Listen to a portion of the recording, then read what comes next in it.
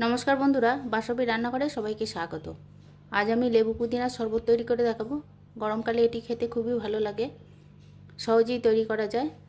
এইভাবে तैरी करे रेखे दिले फ्रिजे अनेक दिन थाके भालो। ताहले देखुन आमी केमन करे तैरी करी लेबू पुदिनार शरबत। आमी एखाने 1 কাপ पुदिना पाता निয়েছি। पातागुलो भालो करे परिष्कार करे धुए निয়েছি, बेचे धुए निয়েছি আর শুধু পাতাগুলো নিয়েছি, ডাটিগুলো ফেলে দিয়েছি। এবার একটা মিক্সির পাত্র নিয়েছি, এর মধ্যে পাতাগুলো দিয়ে দিচ্ছি।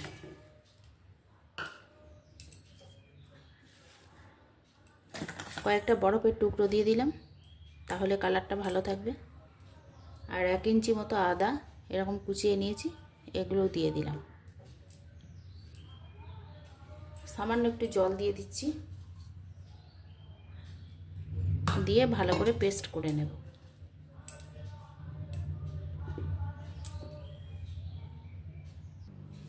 আমি এটা পেস্ট বানিয়ে নিয়েছি।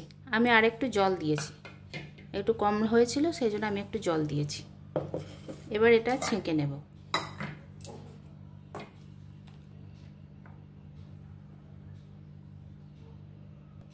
ছেঁকে নিয়েছি।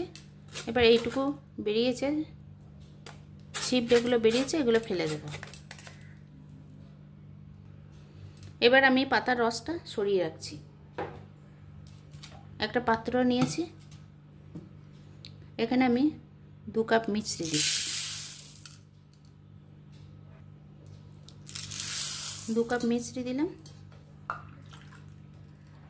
আর 1 কাপ জল দিলাম।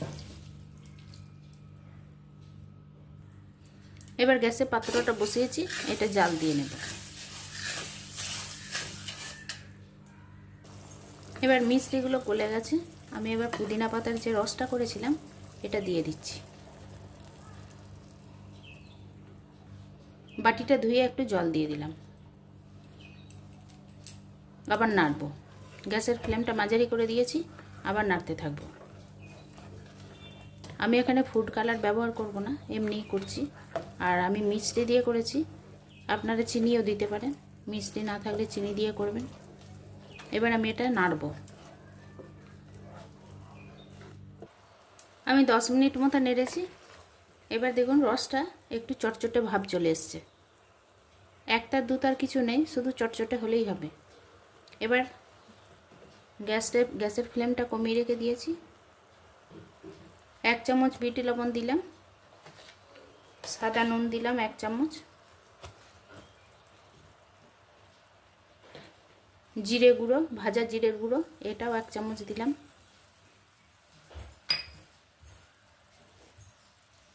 1 চামচ গোলমরিচের গুঁড়ো। এবার সব ভালো করে মিশিয়ে নেব।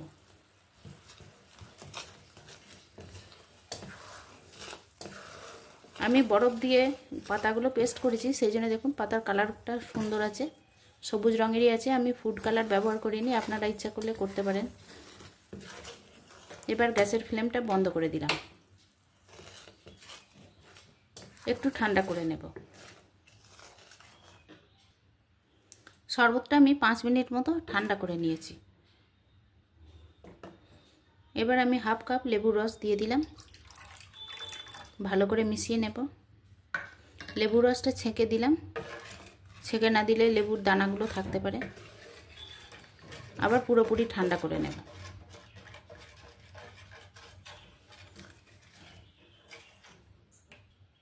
তৈরি হয়ে গেল লেবু পুদিনার শরবত। এইভাবে তৈরি করুন, আশা করি সকলেরই ভালো লাগবে। যদি ভালো লাগে তাহলে সবাই আমার পাশে থাকবেন। এই জিরে ভাজার গুঁড়োগুলো একটু ভাজছে করে, ইচ্ছা করলে ছেঁকে নিতে পারেন। এবার আমি বোতলে ভরে রেখে দেব। আমি একটা বোতল নিয়েছি আর ফানেল নিয়েছি। এবার শরবতটা বোতলের মধ্যে ঢেলে নেব। এটা ফ্রিজে রেখে অনেক দিন খাওয়া যাবে, 4-5 মাস পর্যন্ত ভালো থাকবে। যখন ইচ্ছা খেতে পারেন, অথবা ঘরের লোকজন বা অতিথি বেড়াতে এলো তখন দিতে পারেন। এইভাবে তৈরি হবে পুদিনার শরবত।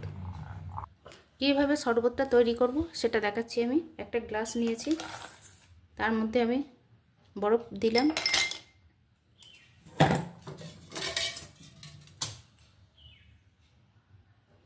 জল দিচ্ছি,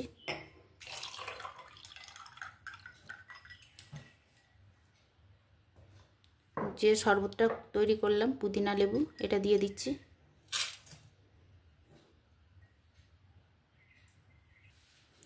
এবার নেড়ে মিশিয়ে দিচ্ছি।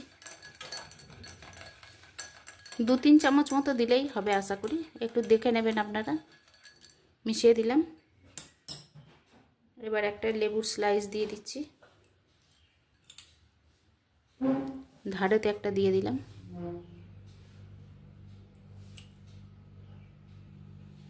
ওপরে পুদিনা পাতা দিয়ে দিলাম সাজিয়ে। আশা করি আপনাদের ভালো লাগবে এই রেসিপিটি। এইভাবে তৈরি করুন লেবু পুদিনার শরবত, গরমকালে খুবই ভালো লাগবে।